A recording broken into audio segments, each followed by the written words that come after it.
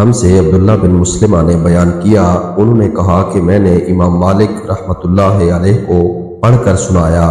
ابن شہاب کی روایت سے کہ حضرت عمر بن عبدالعزیز رحمۃ اللہ علیہ نے ایک دن عصر کی نماز میں دیر کی، پس عروہ بن زبیر رضی اللہ عنہ کے پاس تشریف لے گئے اور انہوں نے بتایا کہ اسی طرح مغیرہ بن شعبہ رضی اللہ عنہ نے ایک دن عراق کے ملک میں نماز میں دیر کی تھی۔ جب وہ عراق میں حاکم تھے، پس ابو مسعود انصاری عقبہ بن عمر ان کی خدمت میں گئے اور فرمایا، مغیرہ رضی اللہ عنہ، آخر یہ کیا بات ہے؟ کیا آپ کو معلوم نہیں کہ جب جبرائیل علیہ السلام تشریف لائے تو انہوں نے نماز پڑھی اور رسول کریم صلی اللہ علیہ وسلم نے بھی نماز پڑھی؟ پھر جبرائیل علیہ السلام نے نماز پڑھی تو نبی صلی اللہ علیہ وسلم نے بھی نماز پڑھی، پھر جبرائیل علیہ السلام نے نماز پڑھی تو نبی نے بھی نماز پڑھی، پھر جبرائیل علیہ السلام نے کہا کہ میں اسی طرح حکم دیا گیا ہوں۔ اس پر حضرت عمر بن عبدالعزیز رحمۃ اللہ علیہ نے عروہ سے کہا، معلوم بھی ہے آپ کیا بیان کر رہے ہیں؟ کیا جبرائیل علیہ السلام نے نبی صلی اللہ علیہ وسلم کو نماز کے اوقات عمل کر کے بتلائے تھے؟ عروہ نے کہا کہ ہاں، اسی طرح بشیر بن ابی مسعود رضی اللہ عنہ اپنے والد کے واسطے سے بیان کرتے تھے۔ صحیح بخاری حدیث نمبر 521۔ عروہ رحمت اللہ علیہ نے کہا کہ مجھ سے عائشہ رضی اللہ عنہا نے بیان کیا کہ رسول اللہ صلی اللہ علیہ وسلم عصر کی نماز اس وقت پڑھ لیتے تھے جب ابھی دھوپ ان کے حجرے میں موجود ہوتی تھی، اس سے بھی پہلے کہ وہ دیوار پر چڑھے۔ صحیح بخاری حدیث نمبر 522۔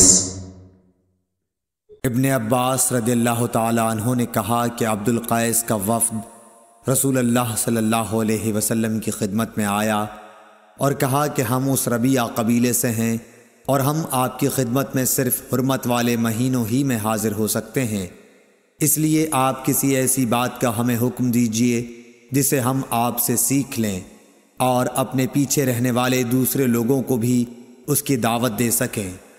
آپ نے فرمایا کہ میں تمہیں 4 چیزوں کا حکم دیتا ہوں اور 4 چیزوں سے روکتا ہوں۔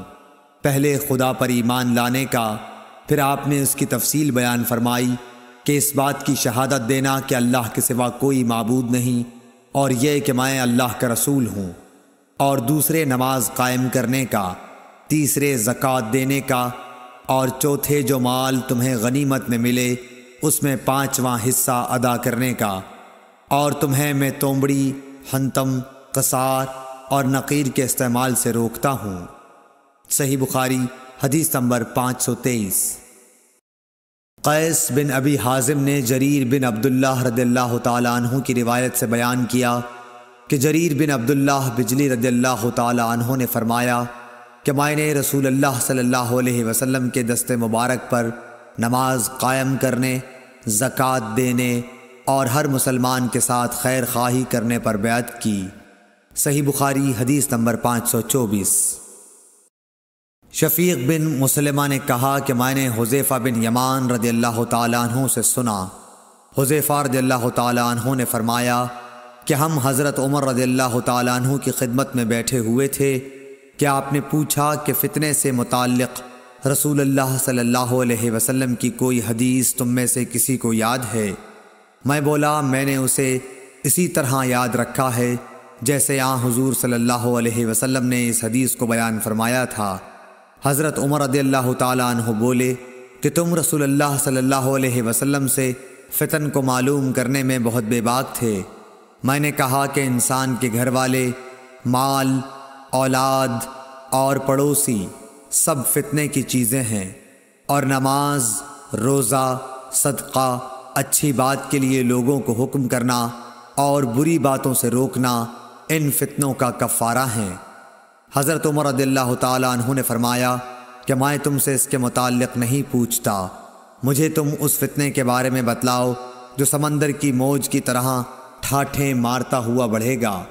اس پر میں نے کہا کہ یا امیر المومنین، آپ اس سے خوف نہ کھائیے، آپ کے اور فتنے کے درمیان ایک بند دروازہ ہے۔